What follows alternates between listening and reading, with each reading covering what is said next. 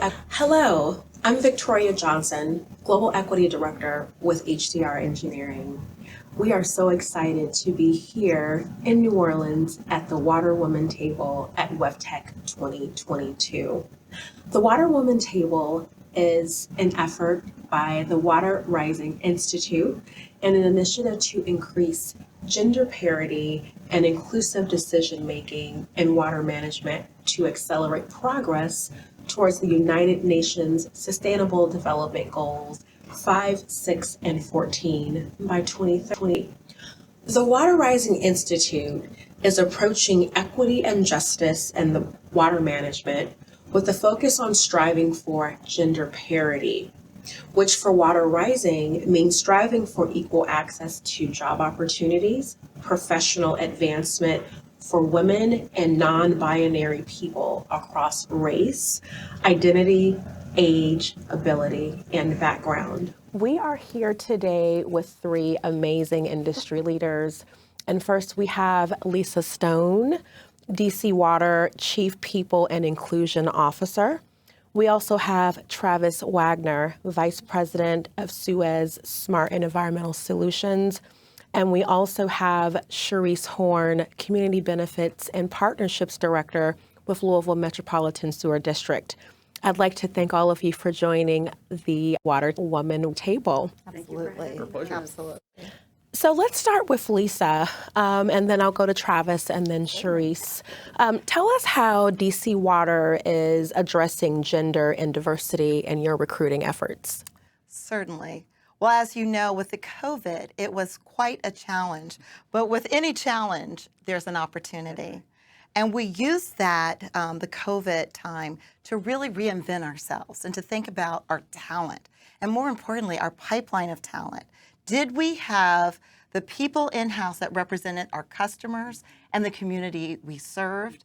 What were we doing to be very intentional about making sure that not just people of color and non-binary individuals or anybody or women were in the workplace, but once they got there, what are we going to do about them to support them, to elevate them, and to sponsor them?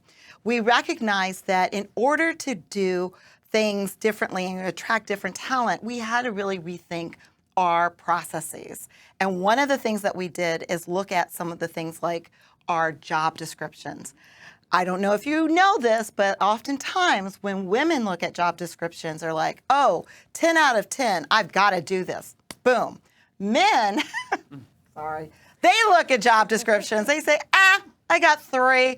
I'll figure out the rest, or I'll hire the rest. But no, I'm going to say to all my sisters of water, lean in, because we are creating much more inclusive job descriptions, making sure it's not just education and work experience, or work experience. Thank you. Well said, Lisa. So Travis, tell us about some of the gender equity and inclusion efforts at Suez. Yeah, so first things first, I'm really excited and happy that for a company that's 160 years old, we just brought on our first female CEO earlier this year, Sabrina Susan. So we're all extremely happy and excited about that, and her leadership's been fantastic thus far. But secondarily, Suez has really committed to, as I say, lean into bringing more gender equality in the workplace. And because we're a very operational workplace, especially globally, our numbers could be better. But we have committed by the end of 2022 this year to have 25% females in the workplace within Suez, and by the end of 2023 to have 33% in management positions. So we can do better, but we're working towards the goals. You stole my thunder on the job descriptions. That's one thing we're very specifically focused on globally, is taking some of that bias out of those job descriptions, because as you said, they can be very gender specific, and just some of the language, almost not even intentionally, but we've really focused on that. The pay gap is something we're extremely focused on, that we audit annually, and we do everything we can to close that gap annually on the equality side. Additionally, bringing more parity in the work-life balance side. I think COVID helped us with that, right? The technology and ability and the need for us all to start working from home, and the work-life balance that can bring. And to families and what they're trying to do. And then finally, we can't forget about the other side of the workforce that I sit on, and the education, the training, really reaching out and bringing them along in this process as well. That's something we focused on quite a bit with training seminars. We even have an annual equality award within Suez that we give out annually. So we're really stepping up and trying to make that happen on a global scale. That is fantastic, Travis. Well, thank you for being our male ally. You're welcome. So, Sharice, we know that you are doing amazing things in Louisville, as well as serving as a woman in water and in leadership in your own right. So tell us how at MSD you all are leaning into gender inclusivity and ensuring that you all have a diverse workforce and serving your community. Absolutely. First of all, thanks for having me. This is right up my speed right here, and being amongst great individuals. So thank you for that. As Travis and Lisa have both said, COVID has opened our eyes to a lot, has really exposed a lot. And what we had been doing, pre-pandemic was really looking at our branding and what does that look like and reflect like in our community that we serve. So when you think about our younger generation and using the social media for job postings and things like that, when they're clicking on your website and they don't see a diverse pool of individuals, what does that reflect to them? Do I see myself in your company, right? So really working with our branding to make sure we are reflective of the community that we serve, as Lisa mentioned. Our marketing material, making sure that that is reflective of the community that we serve, so that individuals can actually see themselves working in our organization, and that they see the trajectory and where they can progress within the organization, because it's great to attract and recruit, right? But how do you get individuals to stay? How do you retain those individuals? So that's so important.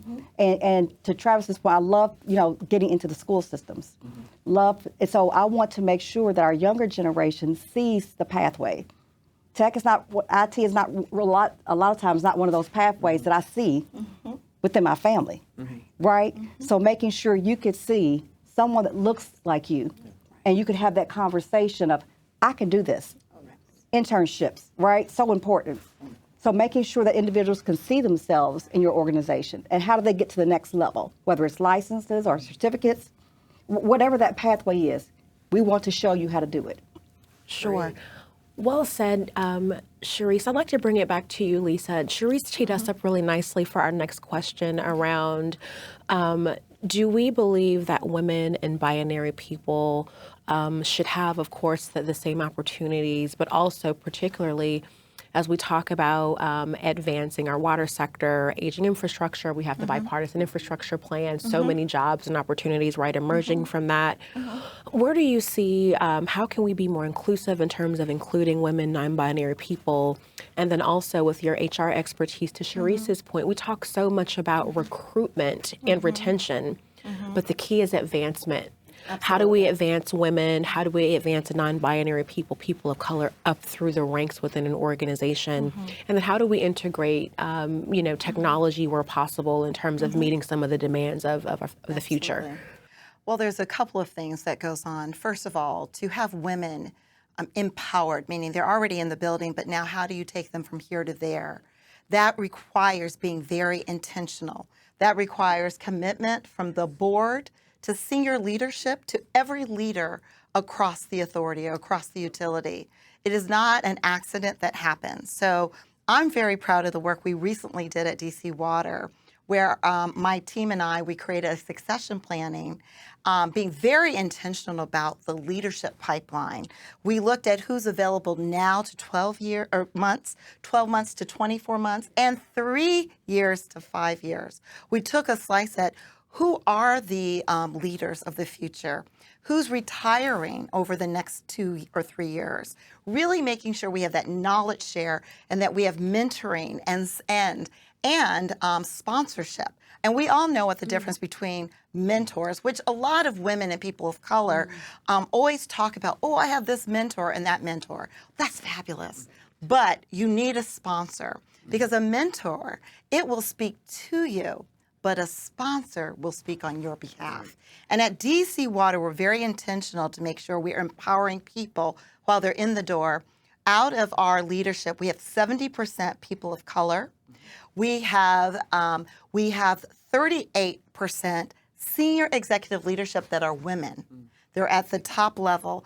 And through our succession planning, being very intentional, we are making sure that we're creating a robust pipeline of diverse candidates. Now, when it comes to non-binary, we don't make assumptions of how people perceive themselves.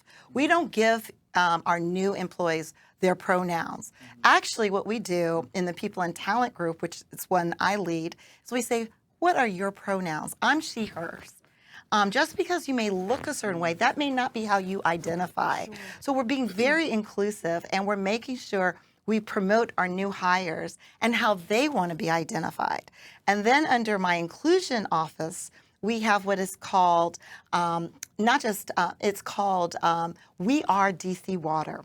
And that is our platform to acknowledge and celebrate everybody. We don't call out, I'm a Black woman talking, I'm a woman talking. We say, I'm a working mother, I'm a veteran, I'm a single mother, I am a person with disabilities. When I introduce myself, I don't make assumption that everyone has the same abilities. I say for those who are visually challenged, I'm an African American woman. I had a colorful dress on today with shoulder length hair, and I'm here as an inclusive champion for you and everyone in this community. So we have to walk the talk in everything we do. Absolutely. Well said, Lisa. Thank you. So Travis, tell us about your thoughts around, do you believe women and non-binary people, how can we advance them in this space, and how do they fit with regards to really advancing technology? Sure. So I think I come at this from a bit of a different angle. I'm the private sector person here who's building technology or tools for the water utility folks. So maybe offer a bit of a different perspective, but I will say I love the difference between mentor and sponsor. Love that. That's just well said. But I think it's often a management cliche. I think you want diverse teams, it spurs creativity, but when we look at the Silicon Valleys and other places, they're not very diverse, right?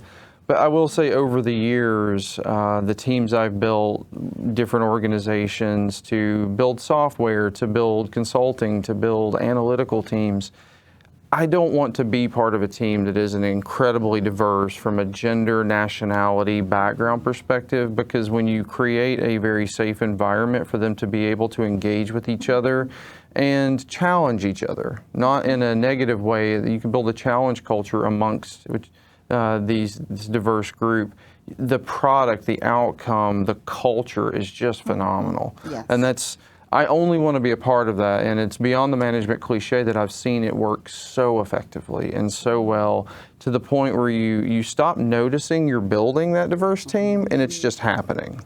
And I think that's when it gets to be a lot of fun and very impactful. And so I think that's really the perspective I take on it. And it's easy to do once you really buy into it and see it and see, the teams that the utilities are building as well. Sure. No, that's fantastic. So Charisse, how about you? What do you see in terms of how do we engage and advance women and non-binary people in terms of how we grow our sector, our solutions, and what technological things are you all doing in the equity and community benefits space at Louisville MSD? Yes. So I think there's a couple things. I always say give people what they need in their toolbox to make sure that they are successful, right? So when we talk about women and non-binary, how do we make sure that they have what they need in their toolbox, right? And that starts with pay and pay gaps and pay inequities. How can I go to the table and negotiate when I don't have the tools available to negotiate with? Mm-hmm. So making sure at our utility, making sure pays are open as part of our open transparency. You know what each person makes within our organization so that you have that available to you when you need to go to the table and negotiate. It's oftentimes we get into organizations and we get, and it's, just tradition, right? That women get stopped at a certain point of a ceiling. Mm-hmm. And that a lot of times that is because we don't know how to properly negotiate and what to ask for to be our own advocates. Mm-hmm. So to make sure that we have everything we need to be successful, and that's all around pay. It all comes down to pay. It really does. Retaining, Incentivization. incentivization. Yeah. Absolutely. Right. Absolutely. So just making sure we are training individuals, making sure we have those mentors and sponsors in place, which is so important, that someone can go within that organization. May I just have a 5-minute chat with you and get your thoughts on this, right? I've been at the organization for 25 years. Someone mentored and sponsored me and spoke on my behalf when I was not there. So that is so important. And then making sure that individuals receive the training that they need.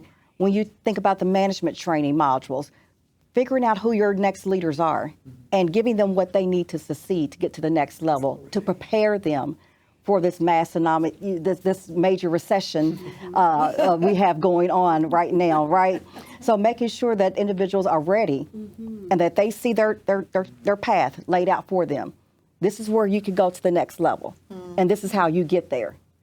So I think, we all are doing fabulous jobs. We know that there are Absolutely. things we could do better, Yes. That's right. but we know that we are willing to do the work. That's Absolutely. Right. And it's work. It's work. It's Yes. work. Every day it's work. Yes, Absolutely. indeed. It's work. But And we you can s- do it. We can. certainly Absolutely. can do We it. can. So as we move into our last question, this has been fantastic. And Sharice, you said a key word, willingness. Correct. I think that's, really key with regards to we either can, talk the talk or walk the walk. The question is, are we willing?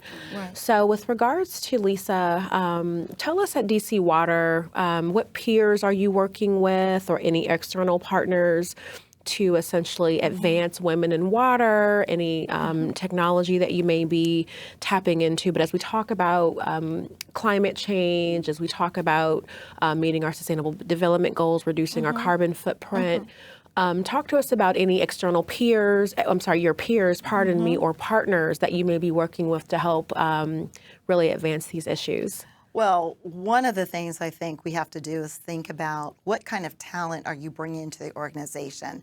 And it is as important as diversity of gender and race, is also diversity of thought.